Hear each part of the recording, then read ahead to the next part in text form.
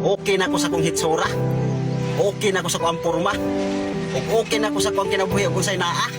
Wa ko nabuhi ning kalibutan na para lang dawaton ta sa mga tao nga wa ganay sa atoa.